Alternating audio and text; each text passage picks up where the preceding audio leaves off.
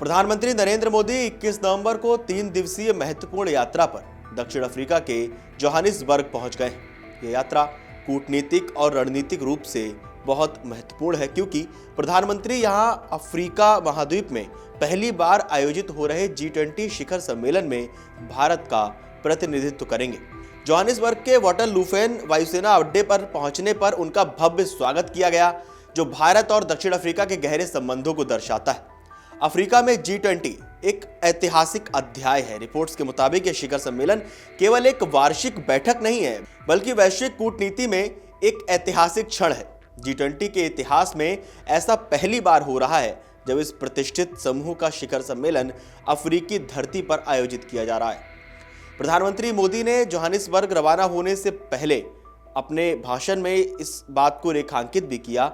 ये आयोजन अफ्रीका के विकास और वैश्विक मंच पर उसकी भागीदारी के लिए एक मील का पत्थर भी साबित होगा। विदेश मंत्रालय के मुताबिक प्रधानमंत्री मोदी शिखर सम्मेलन के तीनों मुख्य सत्रों को संबोधित करेंगे। इन सत्रों में सतत विकास, जलवायु परिवर्तन और वैश्विक आर्थिक सुधारों, ग्लोबल साउथ का निरंतर नेतृत्व है। कुछ रिपोर्ट्स के मुताबिक इस शिखर सम्मेलन का एक और महत्वपूर्ण पहलू ग्लोबल साउथ यानी विकासशील देशों की बढ़ती ताकत है।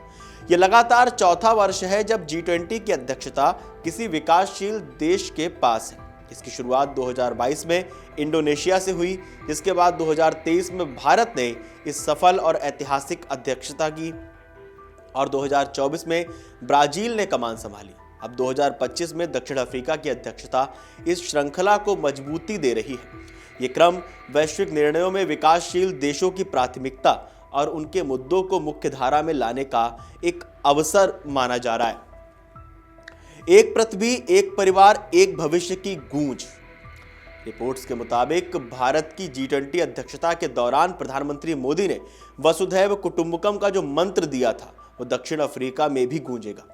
अपनी यात्रा से पहले सोशल मीडिया प्लेटफॉर्म X पर एक पोस्ट में पीएम मोदी ने स्पष्ट किया कि वो जोहानिसबर्ग में भी एक पृथ्वी, एक परिवार और एक भविष्य की भावना के अनुरूप भारत का दृष्टिकोण रखेंगे।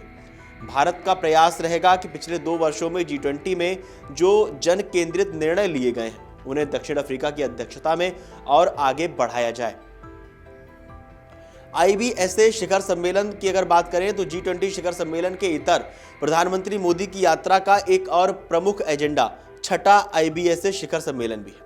IBSA यानी भारत, ब्राजील और दक्षिण अफ्रीका 3 अलग अलग महाद्वीपों के 3 बड़े लोकतंत्रों और विकासशील अर्थव्यवस्थाओं का एक अनूठा मंच है। प्रधानमंत्री मोदी इस त्रिपक्षीय मंच पर आपसी सहयोग, व्यापार वृद्धि और संयुक्त राष्ट्र सुरक्षा परिषद में सुधार जैसे मुद्दों पर चर्चा करेंगे। IBSA फोरम का उद्देश्य ग्लोबल साउथ के बीच सहयोग को गहरा करना और विकसित देशों के प्रभुत्व वाले मंचों पर विकासशील देशों के हितों की रक्षा करना होता है।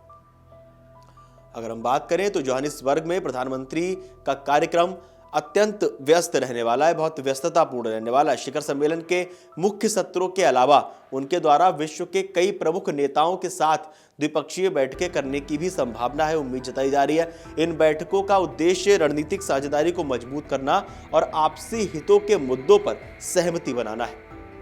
इस सम्मेलन की सार्थकता इस बात से भी बढ़ जाती है कि भारत की अध्यक्षता 2023 के दौरान ही अफ्रीकी संघ को G20 का स्थायी सदस्य बनाया गया था। अब जब दक्षिण अफ्रीका मेजबानी कर रहा है तो अफ्रीकी संघ की उपस्थिति इसे और अधिक समावेशी बनाती है और G20 अब केवल 19 देशों और यूरोपीय संघ का समूह नहीं रहा, बल्कि इसमें अफ्रीकी संघ भी एक मजबूत स्तंभ के रूप में शामिल है।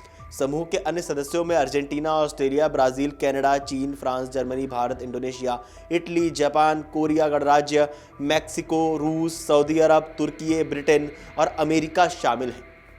अगर हम बात करें तो प्रधानमंत्री मोदी की ये यात्रा न केवल भारत अफ्रीका संबंध को नई ऊर्जा देगी, नई ऊंचाई देगी, बल्कि ये सुनिश्चित करेगी कि वैश्विक मंच पर भारत की भूमिका एक विश्व बंधु के रूप में बनी रहे, जो सबको साथ लेकर चलने में विश्वास रखता है और जिस वसुधैव कुटुंबकम का मंत्र प्रधानमंत्री नरेंद्र मोदी ने जब भारत में G20 हुई थी वहां से दिया था और उसी का संदेश वो आगे तक लेके जाने का उन्होंने वादा किया है।